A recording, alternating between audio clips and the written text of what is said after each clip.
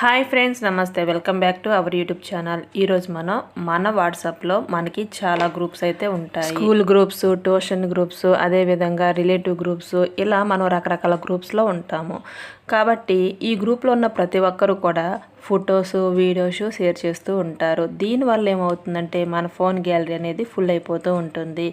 ఆ గ్రూప్లో నుంచి బయటకు వద్దామంటే రాలేము. అలాగని ఇన్ని ఇమేజెస్ మన మెమొరీ కార్డ్ తీసుకుంటుందంటే లేదు. కాబట్టి ఈ విధంగా గ్రూప్లో ఎవరైనా ఫొటోస్ కానీ వీడియోస్ కానీ సెండ్ చేస్తే అవి మన గ్యాలరీలోకి రాకుండా మనకి నచ్చితేనే సేవ్ చేసుకునేలాగా ఒక ఆప్షన్ అయితే ఉందండి. దాని గురించి ఇప్పుడు నేను ఎక్స్ప్లెయిన్ చేయబోతున్నాను. ముందుగా మనకు ఏ గ్రూప్ నుంచి మెసేజెస్ వద్దు అనుకుంటున్నామో ఆ గ్రూప్ మీద సెలెక్ట్ చేసుకోండి. తర్వాత ఆ గ్రూప్ టైటిల్ మీద క్లిక్ చేసుకుంటే మనకి ఇంటర్ఫేస్ ఈ విధంగా కనిపిస్తుంది. ఇలా కింద స్క్రోల్ చేస్తే సెకండ్ ఆప్షన్ మీడియా విజిబిలిటీ.